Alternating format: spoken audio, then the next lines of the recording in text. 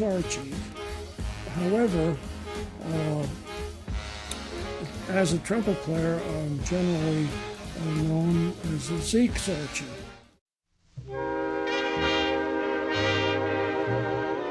I got an offer to go to join Joe Haynes' band.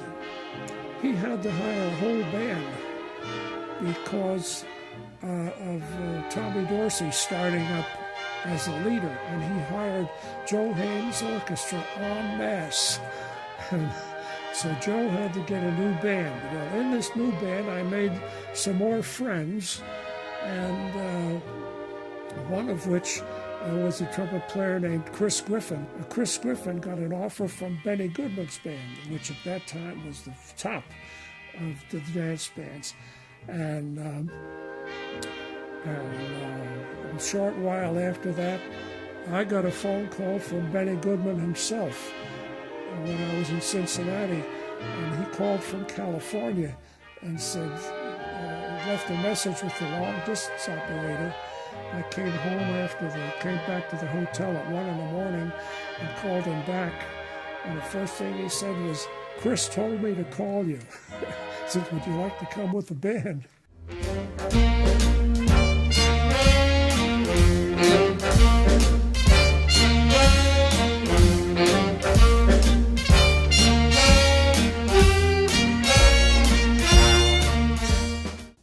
And this is a picture, one of the pictures I have on my wall of the so-called big bands.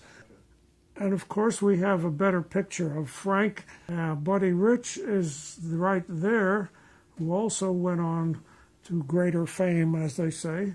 I am in this picture of the brass section, and Tommy standing next to the brass section. He just loved to play with the full section, and it was a form of showing off. One day, I had left Tommy Dorsey's band. I went into the Pennsylvania hotel to hear what Glenn Miller's band was like, and Glenn offered me the job.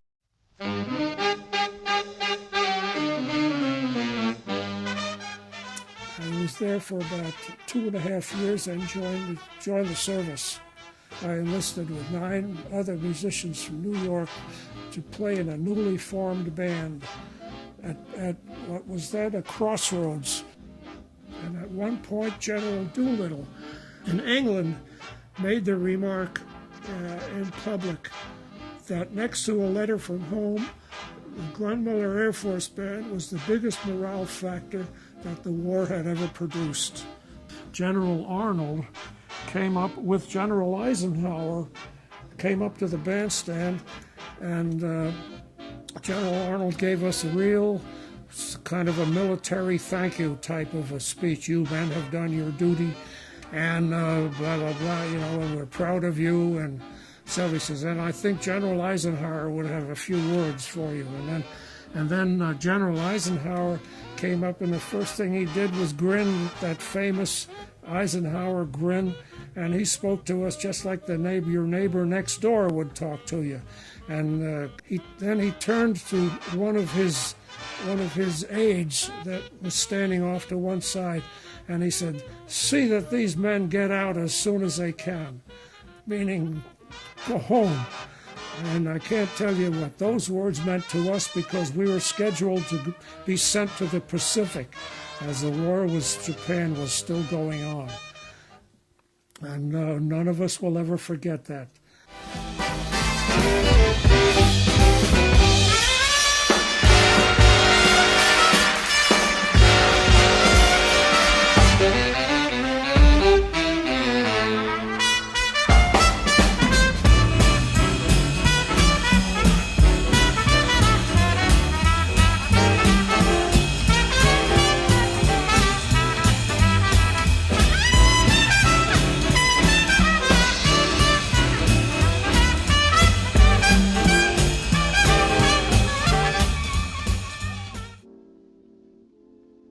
Through the years, I've never thought or had any inclination of having my picture taken with any of the celebrities that I've worked with. Until one day on the Danny Kaye television show, of which ran for about 4 years, we had Louis Armstrong as a guest for the 4th time. I said to myself, of course, I said, my idol and the idol of thousands of other trumpet players all over the world, and he's right here. I want my picture taken with him. One of the other trumpet players, there were 4 of us on the show, said, let's get the whole section in that picture. And I could have killed him in cold blood right then and there. I got this big package in the mail. It was this picture of me and Louis. They had taken out all the other 3 trumpet players, and as you can see, it just wound up with me and Louis. They painted the rest of me in. There was an interview of one of the sax players that used to work for him on one of the jazz radio programs that I was listening to one day, and he was asked, what do you mean that Buddy never spoke to you? How long were you with the band? He says, about 3 weeks. He said, and who hired you? He said, the business manager hired me. He said, well, how come Buddy never spoke to you? He says, well, one day, he says, how did that happen? He says, one day I played a jazz solo and happened to catch Buddy's eye, and he held up 2 fingers and jerked his thumb. And that was my 2 weeks' notice. And even at the end of after that, he just, 2 weeks, he says, and that was it for me, out of the band. I said, it happened as I was walking down Vine Street in Hollywood. Here comes Buddy Rich walking towards me, and I'm walking this, and we're both walking towards each other. And as we passed each other, Buddy said, Zeke Zarchy. And I said, hi, Buddy. And that was it. By now I was 10 feet past him, and he was 10 feet past me.